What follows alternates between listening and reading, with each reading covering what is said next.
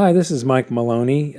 Anybody that's a subscriber to Wealth Cycles, my website wealthcycles.com, knows that we've been following what's been happening in Venezuela for quite a while. About a year ago, I wrote an article about the central banks that it was basically about the first bank of the United States. But in there, I was talking about economic freedom at the end of it, and if you will post a couple of links to some videos that I did earlier that talk about this. One of them is a bonus feature, I think, for Hidden Secrets of Money, and there might be something from Wealth Cycles. But in this article, I wrote that Venezuela used to be number 14 in the list of economic freedom, so the 14th most economically free country in the world. And they are a naturally rich country. They're one of the world's largest oil exporters. They should be filthy rich, and they're not. They're poor. Back in the 80s, there was an economic downturn, and Hugo Chavez took power in 1999, and he decided to nationalize, to fix the economy by nationalizing everything and having the government basically run a whole lot of the industry, so run the economy. And what has happened is they've fallen from 14th most economically free to number 152 out of 152 countries measured. So they're at the very bottom of the list, underneath Zimbabwe. And in here I wrote that food is scarce, inflation is soaring, corruption is rampant, healthcare is overburdened and crumbling, property rights are almost non-existent, and the middle class is gone. I imagine the next steps will be complete collapse and revolution.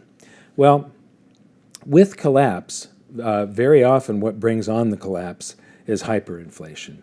And we've been tracking their inflation, and a month ago or so I did a report on Wealth Cycles, and they were at 500% inflation just a little over a month ago. And today there's an article by Professor Steve Hanke, I believe it is, and he measures the hyperinflation in Venezuela at 808% this month. So it's gone from 500 to 800% in a month. And one of the things that's causing this is, for a long time I've predicted a deflation and a crash in commodity prices. I predicted a big crash in oil a long time ago, and it's all coming true. And that crash in oil for a country that's completely dependent on oil exports is devastating. And the way their political system is set up, it's basically a dictatorship now. Their answer is to just print currency. And so now people are looking for alternate currencies in Venezuela. The middle class, like I said, is gone. Revolution is next. And, this is something that should be a lesson for the world.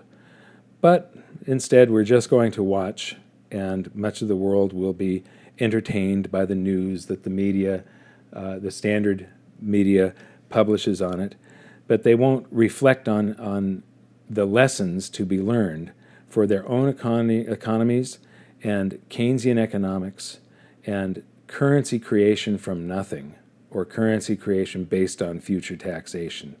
How wrong and evil these things are. Anyway, those are my thoughts for this week. We'll see you again in the next video, and if you haven't subscribed to the channel, please do so. Thanks a lot. I'll talk with you later. And so right now we're number 17. There are 16 other countries in the world that are more economically free than the United States. And here is the sad thing. This is a predictor of where our economic prosperity is going to go in the future.